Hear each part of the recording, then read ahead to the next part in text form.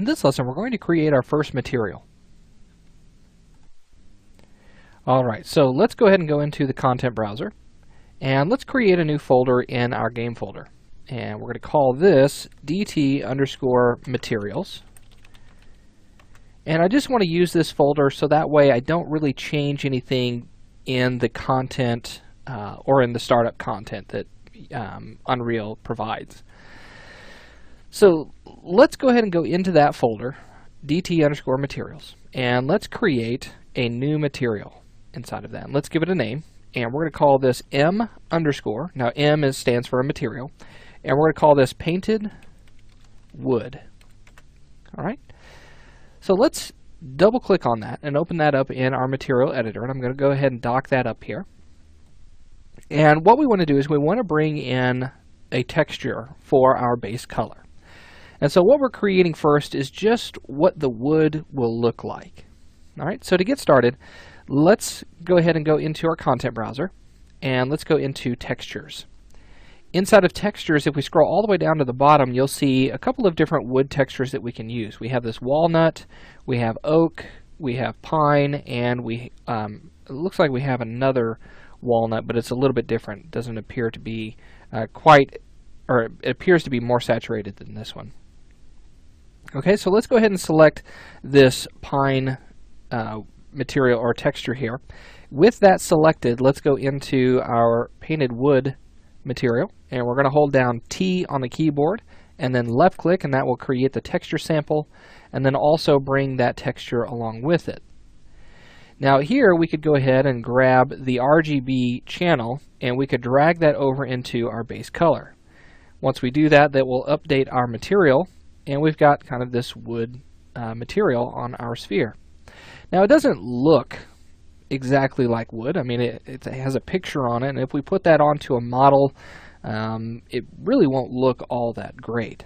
So another thing that we can do to add a little bit more of a tangible surface to our material is to add a normal map.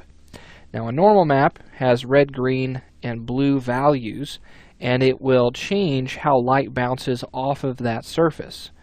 And it'll give it a high resolution look without actually adding any more geometry. So to do that, let's go ahead and go to our content browser, and we're going to choose the twood_pine_n, and that stands for normal. And we're going to go to the painted wood material, hold down T and then left click, and that'll bring that one in. And then we're going to take the RGB value and we're going to drag that into normal. Okay, now look what happens here. You can see that on our texture we get a little bit more of a roughness to this, but we can barely see it. Okay, so what we need to do now is we're going to go ahead and bump up the roughness value of our material. And so what I'll do is I'm just going to add in a constant value, and a constant value is just a number. So here in your palette you can see constants. If you wanted to, you could hold down 1 and then left click, or you can just simply left click and drag it into the workspace. Now you'll notice that our texture samples and all these nodes are pretty large right now. If you want to, you can actually minimize them by clicking on that arrow, and that'll get rid of the sample, the preview of that. But on the constant, it'll actually shrink it down to pretty small. Now what we'll do is we'll left click and drag that onto our roughness, and at 0 it's going to make it a very smooth surface, and so we're not getting much spread on that, but you can see how that highlight is working there.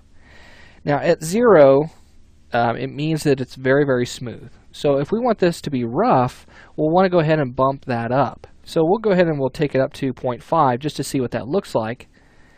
And you can see that we're getting that roughness surface, and it's kind of like that default value that we just had.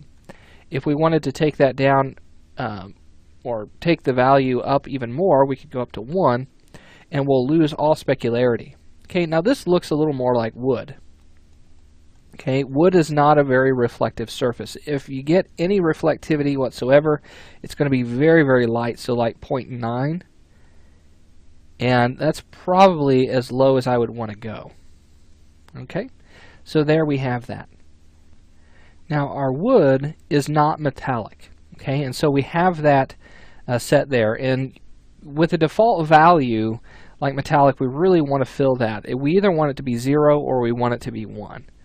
Okay, so let's go ahead and create a duplicate of this constant, and we can do that by holding down Alt. Which one is it? Let's hit Control W to duplicate it. I thought I could drag that out. Maybe I'm thinking of a different shortcut. But anyway, let's go ahead and type in 0 there, and we're going to drag that into our metallic.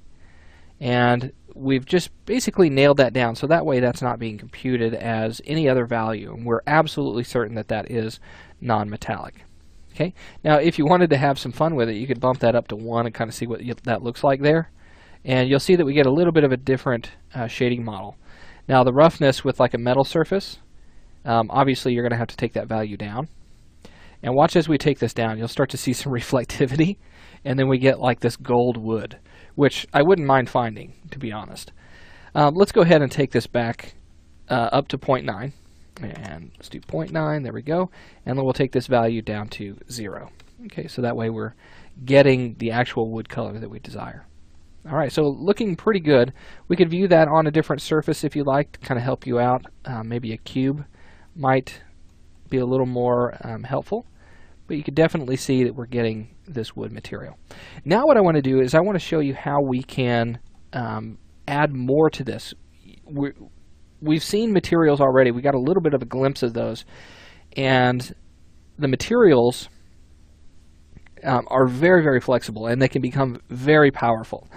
And so what I want to do is I want to show you how we can take a map and we can overlay on top of it and kind of break up the cleanness of this material, and I want to create splotches and things like that because I want it to appear as if it's an older kind of wood. And I might even want to change the overall color of this, and we'll talk about how to do that in our next lesson. But before we do that, let's go ahead and hit apply, so that way it saves our material, and then we'll go in and get started next. So I'll see you then.